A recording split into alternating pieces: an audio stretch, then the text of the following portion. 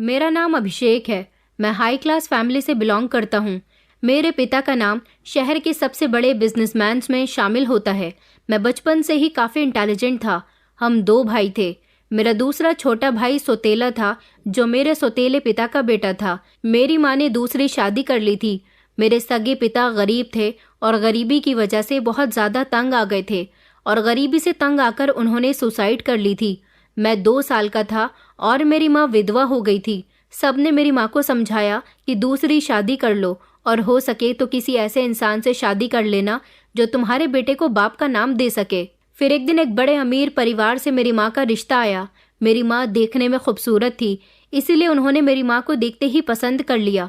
मेरी माँ भी चाहती थी कि किस तरह गरीबी से वो मेरी परवरिश कैसे कर सकेंगी, इसलिए वो शादी करने के लिए तैयार हो गई। माँ की शादी होने के 3 साल के बाद माँ ने एक बेटे को जन्म दिया। अब मेरी माँ के 2 बेटे हो गए थे। मेरे सौतेले पिता ने मुझे बहुत प्यार किया। कभी उन्होंने सौतेले वाला बिहेवियर मेरे साथ नहीं किया था। इस बात से मेरी माँ भी बहुत खुश थी कि उनके बेटे को पिता का नाम मिल गया था। मेरे दूसरे पिता शहर के सबसे बड़े बिजनेसमैन आदमी थे। अपने छोटे बेटे से ज़्यादा अब मैं अपनी माँ के लिए ज़्यादा लाडला नहीं रहा था। माँ मुझसे कम और छोटे भाई को ज़्यादा प्यार किया करती थी, मगर मुझे हमेशा ऐसा लगता था कि वो सिर्फ अपना फ़र्ज़ निभा रही है। जैसा बिहेवियर उनका मेरे छोटे भाई के साथ होता था, वैसे मेरे साथ नहीं होता था। इस घर में मुझे ज़रूरत की हर चीज़ मिलती थी, लेकिन एक चीज़ की कमी मुझे हमेशा से उनके बिहेवियर से महसूस होती थी, और वो कमी थी मोहब्बत और इज़्ज़त। न जाने ये मेरा वहम था या सच में ऐसा ही था, ये मैं कभी जान नहीं पाया था। मैं उनका बड़ा बेटा था। मेरे सौतेले पिता के पास पहले से कोई औलाद नहीं थी, क्योंकि उन्होंने जब मेरी माँ से शादी की थी तब वो कुंवारे थे। मेरा भाई मुझसे 5 साल छोटा था। उसका नाम अविनाश था। अविनाश का बिहेवियर अभी मेरे साथ बस नॉर्मल सा ही रहता था, लेकिन सौतेले पिता का बिहेवियर मेरे साथ अच्छा था। उनकी तरफ से तो मैं खुश और बेफिक्र रहता था, क्योंकि उन्होंने मुझे अपने सगे बेटे की तरह पाला था। बस माँ ही मेरे साथ अजीब तरह का बिहेवियर करती थी। जिंदगी इसी तरह से गुजर रही थी। बचपन में तो मुझे अपनी माँ के बिहेवियर से कोई गिला शिकवा नहीं था, मगर जैसे जैसे मैं बड़ा और समझदार होता चला गया, मैंने हालात के साथ जीना सीख लिया और उनसे शिकवा करना भी छोड़ दिया। जिंदगी बस ठीक ठाक ही गुजर रही थी। मेरे सौतेले पिता ने मुझे शहर के सबसे अच्छे कॉलेज में एडमिशन दिलवाया था। मैं पढ़ाई कर रहा था, क्योंकि मैं भी पढ़ लिख कर अपना अलग बिजनेस सेट करना चाहता था। मैंने एक बात हमेशा नोट की थी कि मेरे सौतेले पिता के रिश्तेदार बहुत कम आते जाते थे, जिसकी वजह से हम भी रिलेटिव्स में कम ही जाया करते थे, और मैं ज़्यादा रिश्तेदारों को जानता भी नहीं था। टाइम गुजरता रहा और पढ़ाई पूरी हुई तो पिताजी ने मेरे लिए रिश्ता देखना शुरू कर दिया। फिर एक रिश्ता पिताजी को पसंद आ भी गया था और वहाँ पर मेरा रिश्ता पक्का हो गया था। लड़की बहुत अच्छी, खूबसूरत, पढ़ी लिखी और समझदार थी। उस लड़की का नाम संजना था। संजना मुझे बहुत पसंद आई थी और पिताजी को भी बहुत पसंद आई थी। वो उनके दोस्त की इकलौती बेटी थी। संजना की फैमिली में उसके सिर्फ माता पिता ही थे। वो अपने माता पिता की इकलौती औलाद थी। संजना के पिता भी बहुत अमीर थे और वो मेरे पिता के बिजनेस पार्टनर भी थे। उनको भी मैं बहुत पसंद आ गया था, क्योंकि मैं स्मार्ट था। संजना के बारे में पता चला था कि वो बहुत चुलबुली टाइप की लड़की है, हमेशा लोगों को हंसाती रहती है, और वो इतना पढ़ लिख गई है कि बिजनेस में हमारा साथ भी दे सकती है। मुझे बहुत खुशी हो रही थी कि मेरी लाइफ पार्टनर इतनी अच्छी लड़की बनने वाली है। मेरी संजना के साथ एंगेजमेंट हो गई थी। धीरे धीरे हम दोनों ने फ़ोन पर बात करना भी शुरू कर दिया था। जब भी मेरी संजना से बात होती थी, उससे बात करके मुझे ऐसा एहसास होने लगा था कि वो मुझसे बहुत ज़्यादा प्यार करने लगी है। मेरे लिए यह एहसास ही मेरी ज़िंदगी की सबसे बड़ी खुशी बन गया था, जिससे मैं बेहद खुश था। हमारी शादी में अभी 6 महीने का टाइम था।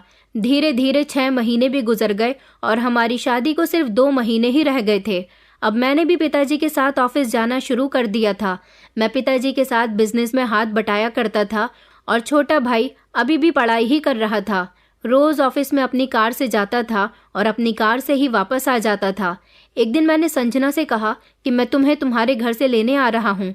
हम दोनों एक साथ शादी की शॉपिंग करने के लिए जाएंगे। उस दिन मैं काम से देर से फ्री हुआ था। फ्री होते ही मैंने संजना को कॉल करने के बारे में सोचा कि मैं यहाँ से मार्केट ही चला जाता हूँ और डायरेक्ट संजना को मार्केट में बुला लेता हूँ। ये सोचकर मैंने फ़ोन कान पर लगाया और मैं कार में बैठ गया था। ड्राइविंग करते करते ही मैं संजना को कॉल लगा रहा था। संजना ने एक बार तो मेरा फ़ोन नहीं उठाया, लेकिन जब मैंने दोबारा उसे कॉल की तो मेरा ध्यान मोबाइल में था और कार चल रही थी। तो अचानक मुझे पता नहीं चला कि सामने से बड़ा सा एक ट्रक आ गया और उसने कार को ज़ोरदार टक्कर मारी। मेरा एक्सीडेंट हो गया था। मेरे शरीर पर बुरी तरह से चोट आई थी। मैं बेहोश हो चुका था। मुझे होश आया तो मेरा शरीर जख्मों से भरा हुआ था। एक टांग पर प्लास्टर चढ़ा हुआ था, जबकि आंखों के सामने बस अंधेरा छाया हुआ था। मैंने चीख चीख कर सबको लाइट ऑन करने के लिए कहा, क्योंकि मुझे अंधेरे के सिवा कुछ भी नजर नहीं आ रहा था। यही नहीं, पूरा चेहरा जल रहा था, क्योंकि मेरे चेहरे पर बुरी तरह से चोट लग गई थी। मेरा चेहरा बुरी तरह से जख्मी हुआ था। अगले ही पल मैं दंग रह गया जब सबने कहा कि कमरे की सारी लाइट ऑन है। अस्पताल में पिताजी और माँ मौजूद थे। मैं सबकी बात सुनकर चीखने चिल्लाने लगा, जिस पर डॉक्टर ने मुझे नींद का इंजेक्शन लगा दिया था। उसके बाद मैं बेहोश हो गया और नींद में सो गया था। अगले दिन फिर से जब मैं जागा तो फिर आंखों के सामने अंधेरा था, लेकिन अब की बार जब मैंने लाइट जलाने को कहा तो सबने मुझे सच्चाई बता दी कि मैं अपनी आंखों की रोशनी खो चुका हूँ और अब जितनी भी रोशनी यहाँ पर कर दी जाएगी, कभी मैं रोशनी को नहीं देख सकूंगा। ये सब सुनकर मुझे एक सदमा सा लग गया था और मैं लगभग पागल हो गया था, मगर फिर धीरे धीरे इस हकीकत को एक्सेप्ट कर लिया कि मैं अंधा हो चुका हूँ। मैं पूरे 2 महीने हॉस्पिटल में रहा था। मुझे लगा था कि मेरे अंधेपन की वजह से संजना मुझे छोड़ देगी और अब मुझसे शादी भी नहीं करेगी। वो इतनी खूबसूरत और पढ़ी लिखी लड़की मुझ जैसे अंधे इंसान से कैसे शादी कर सकती है? अब न जाने मुझ जैसे अंधे इंसान से कौन शादी करता। अब तो मैं ना घर संभाल सकूंगा और ना ही कोई काम कर सकूंगा। लेकिन मेरा ये ख्याल इस टाइम ख़त्म हो गया था जब मुझे पता चला कि संजना रोज़ हॉस्पिटल में मुझसे मिलने आती है और काफ़ी टाइम मेरे पास गुजार कर वापस चली जाती है। वो मुझसे ढेर सारी बातें करके मुझे बहलाती रहती थी, मुझे हंसाने की कोशिश करती थी ताकि मैं अपनी आंखों की रोशनी को खोने की वजह से परेशान न रहूं, और मैं उसकी बातों से हंस भी जाता था। वो थी ही इतनी अच्छी और इतनी अच्छी बातें करती थी कि कोई भी उसके प्यार में पागल हो जाए। जब अस्पताल के 2 महीने पूरे हो गए तो मैं ठीक हो गया था और डिस्चार्ज होकर घर आ गया था। जख्म काफ़ी हद तक ठीक हो चुके थे, मगर मैं हमेशा के लिए अपनी आंखों की रोशनी खो चुका था। इस दौरान मुझे एक बात पर हैरत हुई थी कि मेरी माँ मुझसे हॉस्पिटल में सिर्फ एक बार ही मिलने आई थी, जिस दिन मेरा एक्सीडेंट हुआ था, सिर्फ उसी दिन। उसके बाद वो किसी भी दिन हॉस्पिटल में नहीं आई थी, जबकि पिताजी रोज़ हॉस्पिटल में मुझसे मिलने के लिए आते थे। मैंने इस बारे में जब पिताजी से पूछा तो उन्होंने इस बात को टाल दिया। इसके बाद मुझे यही लगा कि शायद वो अपने बेटे को भूलती चली जा रही हैं। पिताजी मुझे दिलासा देकर बहलाने की कोशिश कर रहे थे। मैं पूरी तरह से सेहतमंद हो गया था। अब मेरी और संजना की शादी की तैयारी शुरू हो चुकी थी। हमारी शादी अब सिंपल तरीके से हुई थी, क्योंकि अब मैं नहीं चाहता था कि ज़्यादातर लोग हमारी शादी में आएं और मेरे अंधेपन के बारे में सोचकर बातें बनाएं। इसीलिए मैंने ही पिताजी से कहा था कि मैं सादगी से शादी करना चाहता हूँ। इस बात से संजना को भी कोई एतराज़ नहीं था और ना ही उसकी फैमिली को कोई एतराज़ था। और फिर एक दिन हमारी शादी भी हो गई, पता ही नहीं चला। संजना मेरी पत्नी बनकर मेरे घर आ गई थी, लेकिन मेरी माँ संजना से भी खुश नहीं रहती थी। उन्होंने कभी संजना को आशीर्वाद नहीं दिया और ना ही उससे बात करने की कोशिश की। माँ तो अब बिल्कुल बदल चुकी थी। मुझे अपनी माँ से ऐसी उम्मीद नहीं थी। माँ हमेशा पार्टीज वगैरह के लिए घर से बाहर रहती थी, क्योंकि वो अपने दोस्तों के साथ पार्टियां करती थी या फिर शॉपिंग के लिए जाती रहती थी। ज़्यादातर वो घर से बाहर ही रहा करती थी। शायद माँ को संजना पसंद नहीं थी। अब तो मुझे पूरा यकीन हो गया था कि माँ मेरी और संजना की शादी से खुश नहीं है।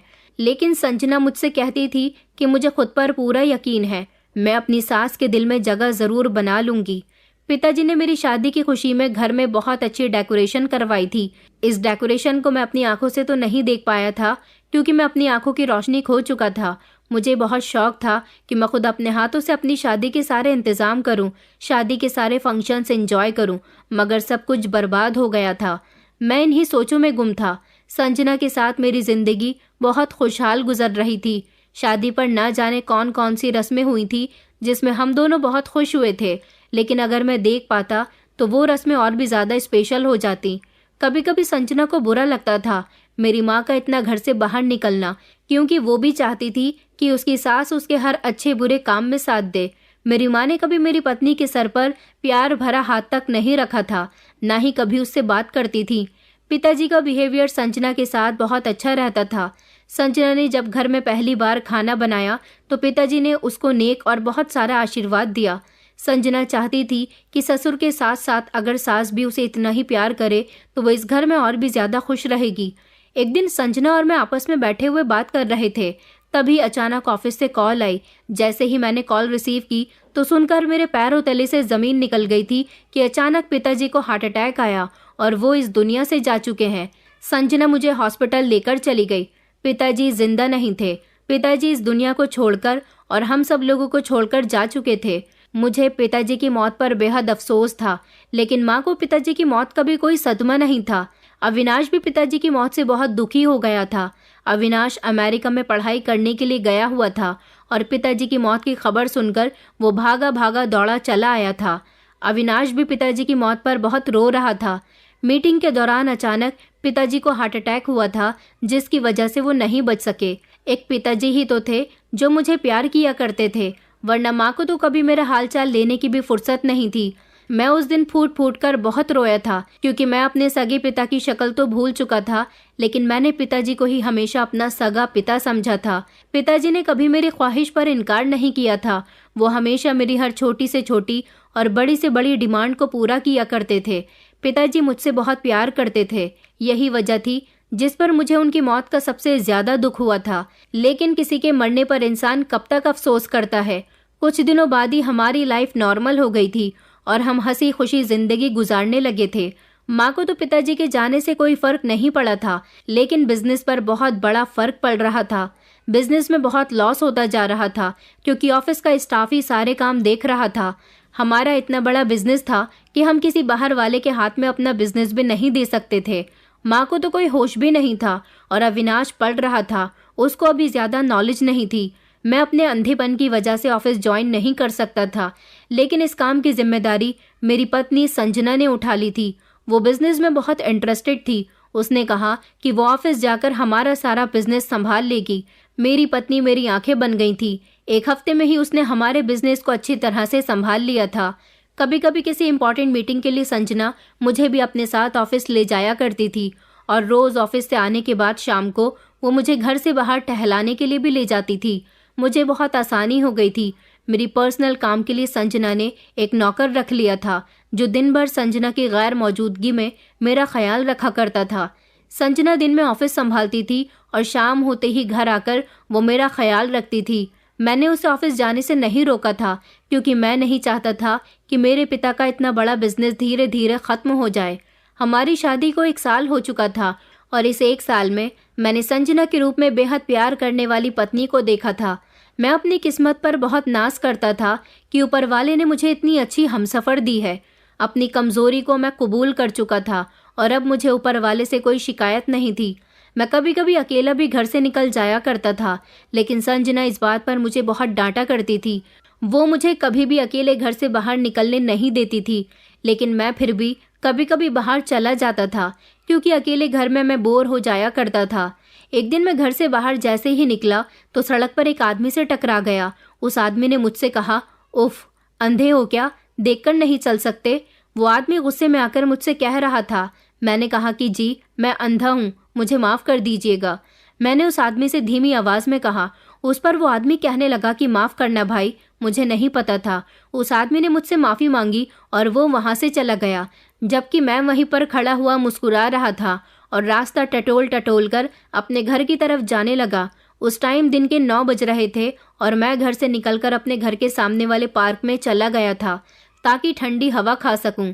1 घंटे तक यहाँ बैठकर मैं सुकून महसूस करता रहा और अभी जाने के लिए मुड़ ही रहा था जब वो औरत अचानक मुझसे टकराई थी। मैं सब के बारे में सोचता हुआ घर पहुंच गया था। कुछ ही देर में जब मैं घर पहुंच चुका था तो थोड़ी देर के बाद ही संजना भी घर पर आ गई थी। जब मुझे अपनी पत्नी की आवाज सुनाई दी, वो किसी से तेज तेज आवाज में गुस्सा कर रही थी। मुझे देखते ही उसने मेरा हाथ पकड़ लिया। मेरा हाथ थामकर कहने लगी कि अभिषेक, मैंने तुमसे कितनी बार कहा है कि अकेले घर से बाहर मत निकला करो, फिर तुम क्यों जाते हो? पता है मैं कितना परेशान हो गई थी। अपनी पत्नी की परेशानी सुनकर और उसकी आवाज सुनकर मुझे उस पर बहुत ज्यादा प्यार आ रहा था। वो मेरी बहुत फिक्र करती थी। मेरे अंधा होने पर भी वो मुझे और भी ज्यादा प्यार किया करती थी, शायद वो नौकर को डांट रही थी कि मैं अकेले घर में क्यों गया था। नौकर को तो ये बात पता भी नहीं थी कि मैं घर से चुपचाप चला गया था। ठंडी और ताज़ा हवा खाने पार्क तक चला गया था। मैंने कहा कि तुम परेशान मत हो, मैंने अपनी पत्नी को तसल्ली देते हुए कहा था। वो मेरा हाथ पकड़कर मुझे अंदर लेकर चली गई थी। आज पता नहीं क्यों वो ऑफिस से इतनी जल्दी घर क्यों आ गई थी। फिर उसने बताया कि वो एक फाइल घर पर ही भूल गई थी, बस वही लेने घर वापस आई थी। ये बात हमारी शादी के 1 साल बाद की है, जब एक दिन मैं अपने घर के नौकर के साथ घर से बाहर टहलने के लिए चला गया। अब मैं अकेला घर से बाहर नहीं निकलता था, क्योंकि संजना ने मुझे सख्ती से मना कर दिया था, या तो तुम मेरे साथ जाया करो या फिर नौकर को अपने साथ घर से बाहर ले जाया करो। घर में अकेले भी मैं बोर हो जाता था।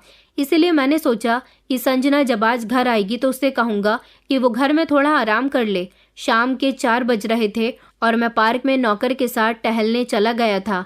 गर्मी के दिन थे और धूप अभी तक थी, जिससे मुझे अभी ज्यादा गर्मी का एहसास हो रहा था।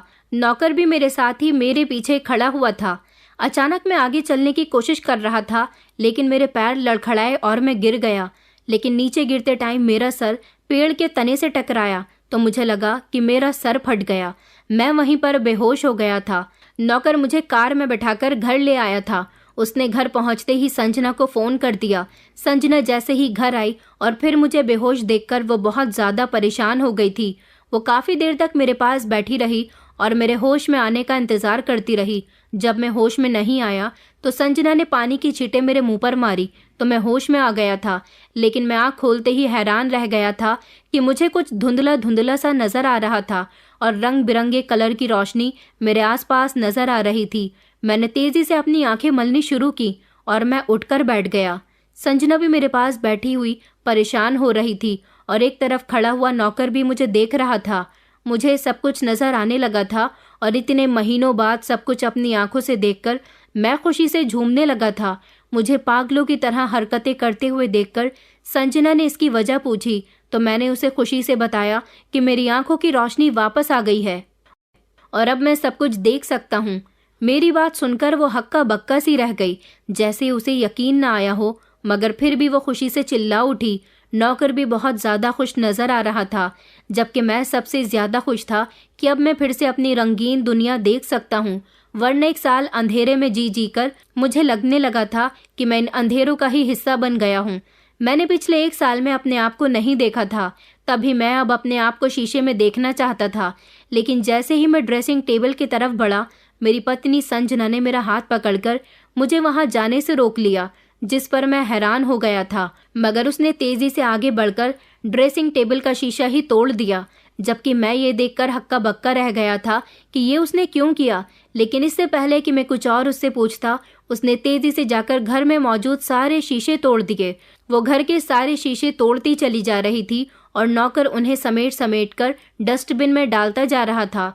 मैं उसके इस काम पर हैरान रह गया था, मगर इससे पहले कि मैं उससे कुछ पूछता, मेरी पत्नी संजना मेरे पास आई और कहने लगी कि मुझे तुमसे बहुत प्यार है, तुम बहुत हैंडसम हो, इसलिए मैं नहीं चाहती कि तुम्हारी अपनी भी नज़र तुम्हें लगे। तुम बहुत स्मार्ट और डैशिंग हो, तुम पर और तुम्हारी खूबसूरती पर सिर्फ मेरा हक है। अगर तुमने गलती से भी खुद को शीशे में देखा तो मैं तुम्हें छोड़कर चली जाऊंगी और अपनी जान ले लूंगी। उसकी बात सुनकर मैं बहुत हैरान रह गया था। आखिर वो मुझसे ऐसा क्यों कह रही थी? मगर मैं खुश भी था कि वो मेरे लिए इतनी जुनूनी और पॉजिटिव थी।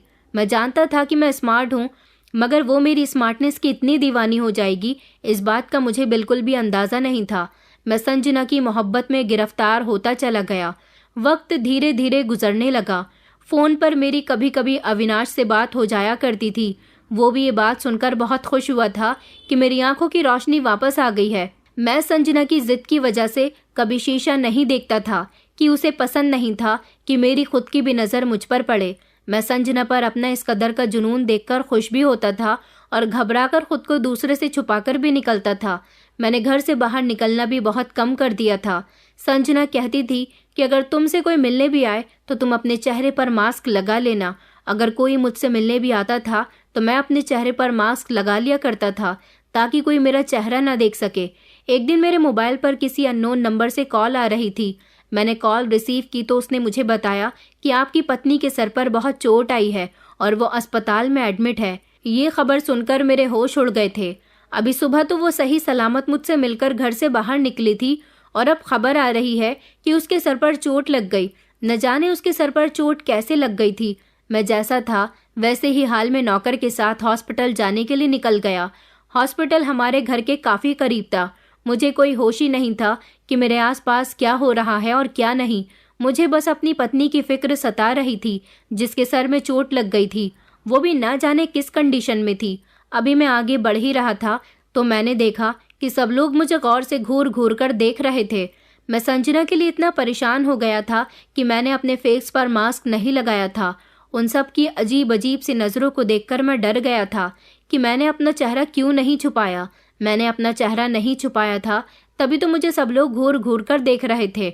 और अगर संजना को पता चल गया कि लोग मुझे इस तरह से देख रहे हैं तो वो मुझे छोड़कर चली जाएगी, बल्कि वो मुझे छोड़कर ही नहीं चली जाएगी, अपनी जान भी ले लेगी। मैं ये सब सोचता हुआ अपने फेस पर मास्क लगाने लगा। तभी सामने लगे शीशे पर नज़र पड़ते ही मेरी जान निकल गई, क्योंकि सामने शीशे में नज़र आता हुआ चेहरा मेरा चेहरा नहीं था, ये किसी और का चेहरा था। जिसका भी चेहरा था, चेहरा बहुत अच्छा था। ऐसा लग रहा था जैसे मैं किसी फिल्म का हीरो हूँ। मैंने तेजी से पीछे मुड़कर देखा तो मेरे पीछे कोई नहीं था। यह हकीकत में मेरा ही चेहरा था जो अब बदल चुका था। मैं धीरे धीरे अपने चेहरे पर हाथ फेर कर देखने लगा। मैं यकीन करने की कोशिश कर रहा था कि ये मेरा ही चेहरा है या फिर किसी और का, क्योंकि ये चेहरा मेरे लिए अनजान था तो बहुत अच्छा, लेकिन मेरा नहीं था। मैं ज़ोर ज़ोर से चीखने लगा क्योंकि ये मेरा चेहरा नहीं था। ये सब क्यों हुआ और कैसे हुआ मैं कुछ नहीं जानता था, लेकिन संजना वो तो इस बारे में ज़रूर जानती होगी, तभी तो उसने घर में मौजूद हर शीशे को ही तोड़ डाला था, ताकि शीशे में अपना चेहरा देखकर मुझे सच्चाई के बारे में पता न चल जाए कि मेरा चेहरा बदल चुका है। अगर उसे पता नहीं होता तो वो क्यों मुझे धमकी देती कि अगर मैंने शीशा देखा तो वो मुझे छोड़कर चली जाएगी।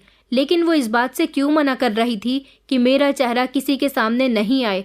ये सवाल मेरे दिमाग में आते ही मैंने अपनी चारों तरफ देखा तो अब भी कई लोग मेरी तरफ गुस्से भरी नज़रों से देख रहे थे।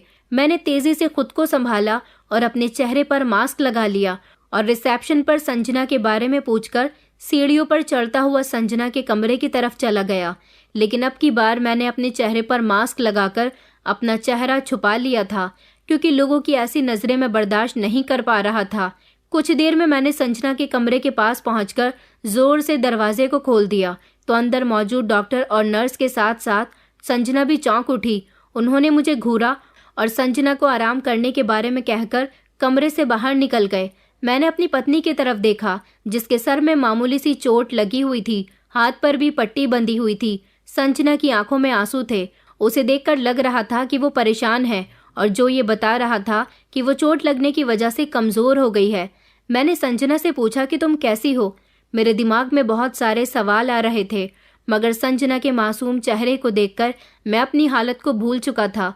संजना ने मुझसे कहा कि मैंने तुमसे मना किया था घर से निकलकर ज़्यादा दूर तक मत जाना, तो तुम यहाँ पर कैसे आ गए। मैंने संजना के सवाल को इग्नोर किया। मैंने अपने चेहरे से मास्क हटा दिया। अब मेरा चेहरा उसके सामने आ गया था। वो मुझसे कहने लगी, मास्क क्यों हटा रहे हो, जल्दी से अपना चेहरा ढक लो, कहीं किसी के तुम पर नजर न पड़ जाए। संजना के चेहरे के एक्सप्रेशन बदल गए थे। मैं हैरान तो हुआ था, लेकिन मैंने अपने चेहरे पर मास्क नहीं लगाया।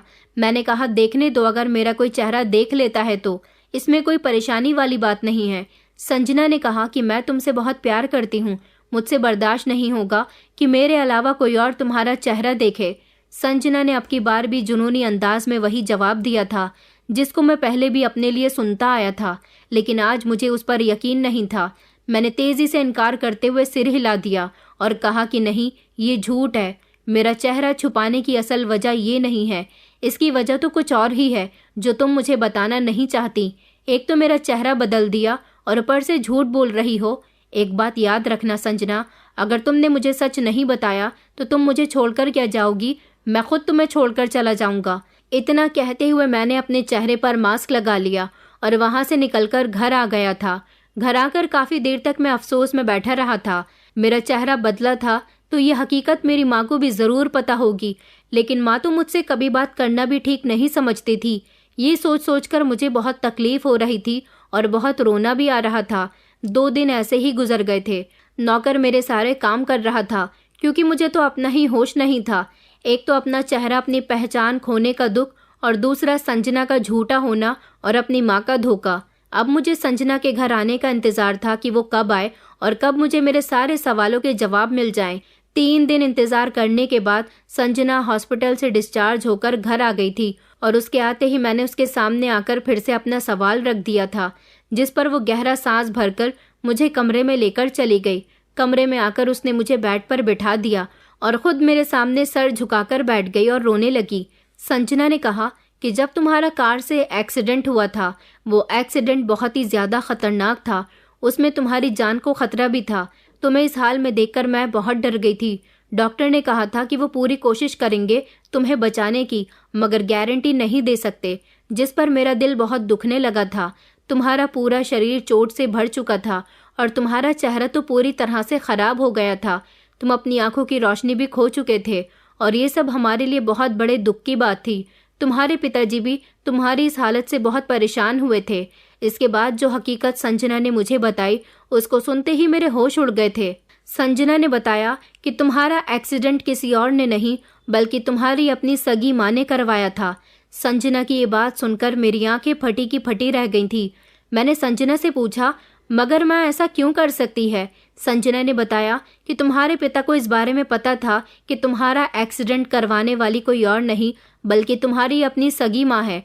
तुम्हारी माँ जिस दिन से इस घर में शादी होकर आई थी और जब से उन्होंने अविनाश को जन्म दिया था, उसके बाद से ही उन्होंने तुम दोनों भाइयों में फर्क करना शुरू कर दिया था। उनको ऐसा लगता था जैसे अविनाश उनका सगा बेटा है और तुम उनके सौतेले बेटे हो, क्योंकि तुम एक गरीब इंसान का खून हो। इसीलिए अविनाश के पैदा होने के बाद उन्होंने तुमसे प्यार करना कम कर दिया। वो चाहती थी कि सारी दौलत का हकदार सिर्फ और सिर्फ उनका अपना इकलौता बेटा अविनाश बने, लेकिन जबकि उनके पति तुम दोनों बेटों को बराबर ही समझता था। ये बात उन्हें अच्छी नहीं लगती थी, इसलिए उन्होंने अपना बिहेवियर तुम्हारे साथ चेंज कर लिया था। और जब तुम बड़े हुए, तुम्हारी शादी की बात चलने लगी, तो उन्हें लगा कि शादी हो जाने के बाद तुम्हारी होने वाली पत्नी के साथ तुम अलग रहने लगोगे और जायदाद के भी बंटवारों की बात निकल आएगी। पिताजी तो उनको काफी यकीन दिलाते थे कि ऐसा कुछ नहीं होगा और इस जायदाद में मेरे दोनों बेटों का बराबर से हक है। लेकिन तुम्हारी माँ का कहना था कि जायदाद सिर्फ और सिर्फ उनके अपने सगे बेटे को मिलनी चाहिए, जो कि इस जायदाद का असली हकदार और अमीर पिता की औलाद है। तुम्हारी माँ तुम्हें अपना बेटा नहीं समझती थी, बल्कि किसी गरीब इंसान का बेटा समझती थी। शादी होने की तैयारी शुरू हो गई और उनसे ये सब कुछ बर्दाश्त नहीं हो रहा था, इसलिए उन्होंने तुम्हें मरवाने के लिए एक गुंडा हायर किया और तुम्हारी जान लेने की कोशिश की। लेकिन भगवान की कृपा थी कि तुम्हारी जान बच सकी। तुम्हारे पिताजी ने तुम्हें बचाने के लिए हर तरह की कोशिश की थी। मैं तुमसे बहुत प्यार करती थी। मैं तुम्हें इस हालत में नहीं देख सकती थी। तुम मेरी पहली मोहब्बत हो। मैं तुम्हारे अलावा किसी और से शादी नहीं कर सकती थी। संजना की ये बात सुनकर मेरे होश उड़ गए थे। आखिर माँ अपने सगे बेटे के साथ ऐसा कैसे कर सकती है? माँ से अच्छे तो पिताजी थे, जो सौतेले पिता होकर भी सगे पिता होने जैसा रिश्ता मेरे साथ निभाने चले आए थे, और माँ मेरे लिए सगी माँ होकर भी मेरे लिए सौतेली बन गई थी। फिर मैंने संजना से इस चेहरे के बारे में पूछा। संजना ने बताया कि तुम्हारे एक्सीडेंट के बाद डॉक्टर ने कहा था कि तुम्हारे चेहरे की प्लास्टिक सर्जरी होगी और उसके लिए हमने एक गरीब फैमिली के लड़के का चेहरा तुम्हें देने की उनसे परमिशन ले ली थी। उसके बदले हमने उन लोगों को करोड़ों रुपये दिए थे। उन लोगों ने पैसों के लालच में आकर हमें परमिशन दे दी थी और अपने चेहरे का फोटो भी दे दिया था। तुम्हारी माँ की वजह से तुम्हारा चेहरा खराब हो गया। हमने उस लड़के के घर वालों से उस लड़की की फोटो ले ली थी और वो फोटो हमने डॉक्टर को दे दी थी। तुम्हारी माँ ने वो फोटो बदलकर दूसरी फोटो वहां पर रख दी थी और डॉक्टर ने वही चेहरा तुम्हें दे दिया।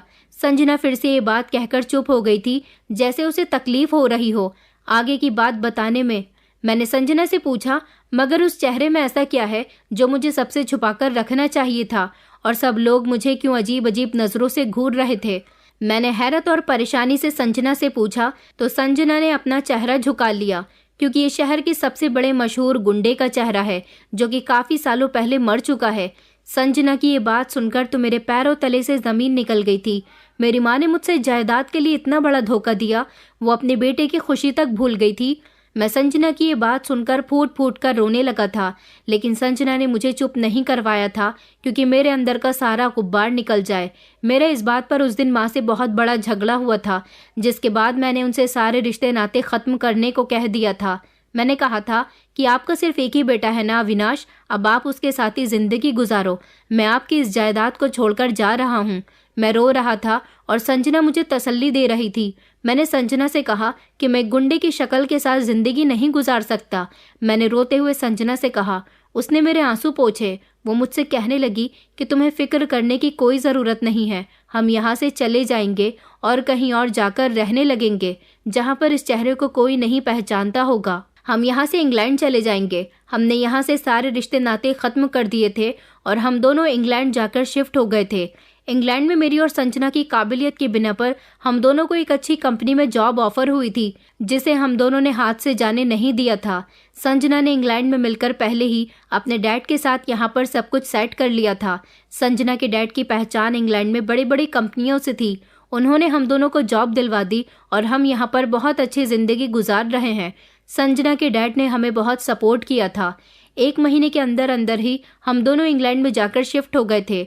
मुझे अपना चेहरा खोने का गम तो बहुत था, लेकिन मैंने अपनी पुरानी सारी यादों को भूलकर नई जिंदगी की शुरुआत कर दी थी, जिसमें सिर्फ खुशियां ही खुशियां थीं। गमों के दिन खत्म हो चुके थे और हर तरफ खुशियों का ही राज था, जिस पर मैं बेहद खुश था। मेरी पत्नी ने मेरा बहुत साथ दिया था। मैं आज भी अपनी पत्नी का एहसानमंद हूँ, जिसने हर मुश्किल से मुश्किल टाइम पर मेरा साथ दिया। मैं अपनी पत्नी संजना से बहुत प्यार करता हूँ। हम दोनों ने इंग्लैंड में नया बिजनेस शुरू कर लिया। हम दोनों यहाँ बहुत कामयाब हैं। इंडिया में सब कुछ मैं अपनी माँ के हवाले छोड़कर आ गया था। मैंने अपनी माँ के घर से छोटी सी चीज़ भी नहीं ली थी। मैं चाहता था कि माँ अपनी जायदाद और अपने बेटे के साथ हमेशा खुश रहे। माँ के बारे में तो अब मुझे पता नहीं, क्योंकि मैंने दोबारा कभी उनसे कांटेक्ट करने की कोशिश नहीं की, लेकिन इतना पता है कि अविनाश मुझसे मिलना चाहता है। अविनाश ने कभी भी अपने दिल में मेरे लिए गलत ख्याल पैदा नहीं किए थे। अविनाश ने मिलने के बाद मुझे घर ले जाने की बहुत कोशिश की, लेकिन मैं अपनी पत्नी के साथ यहीं दूसरे देश में बहुत खुश था। मैं वहाँ जाकर दोबारा से बर्बाद होना नहीं चाहता था। दोस्तों, उम्मीद करती हूँ आपको हमारी कहानी पसंद आई होगी। कहानी पसंद आई है तो वीडियो को लाइक करें, चैनल पर नए हैं तो चैनल को सब्सक्राइब करें और हाँ, नोटिफिकेशन बेल को ज़रूर दबाएं ताकि अगली अपडेट सबसे पहले आपको मिले।